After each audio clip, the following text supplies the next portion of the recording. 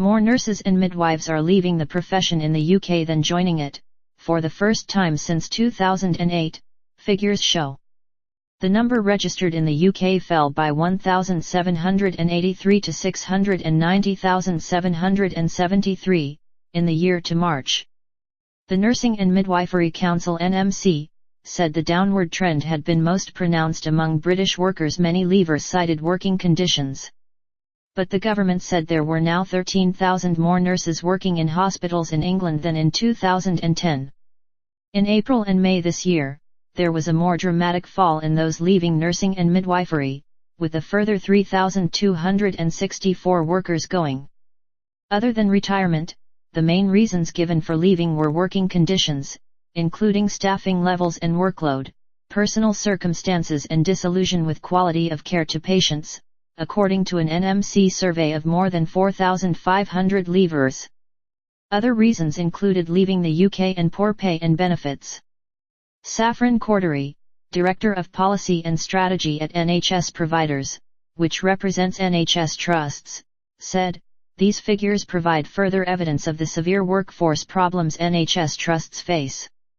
This goes beyond the concerns over Brexit, worrying though they are.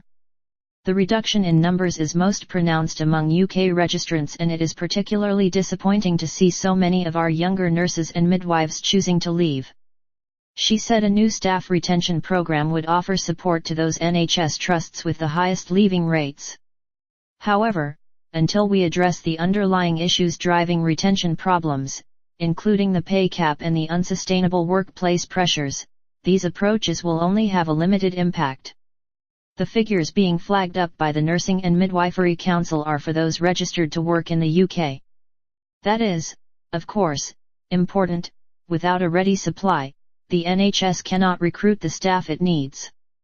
But the figure that is perhaps of most interest to the public is how many are actually working in the health service, and whether that is enough.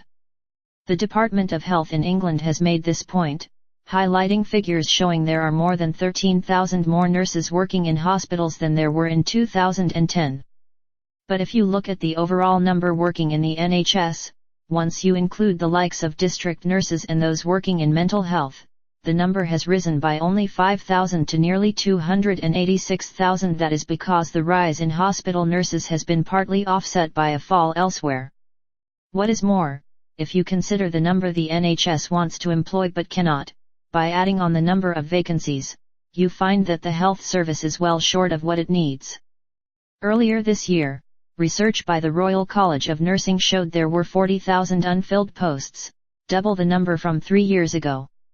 The Royal College of Nursing (RCN) said poor working conditions and the vicious cycle of staffing levels had contributed to the number of nurses leaving the profession. RCN Chief Executive Janet Davies added that the NHS had resorted to a quick fix by bringing in people from overseas to fill the gap left by the lack of British nurses. She believes the decision on how much nurses are paid is political. She added, "The government is also removing the funding of the training of our future nurses. In September it will be the first time we see nurses coming in and having to take a loan. We know that's put people off. We haven't seen the actual figures, but we know it's really low in some places, and of course that just went into savings." Nurses and midwives previously received bursaries during their studies, but the government announced it would cease the NHS bursaries system from August 1, 2017, meaning students in many healthcare fields will now have to repay the cost of their degrees.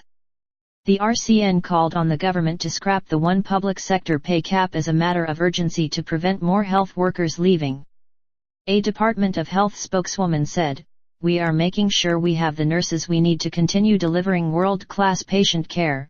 That's why there are almost 13,100 more on our wards since May 2010 and 52,000 in training. We also know we need to retain our excellent nurses, and earlier this week we launched a national program to ensure nurses have the support they need to continue their vital work." Get news from the BBC in your inbox, each weekday morning.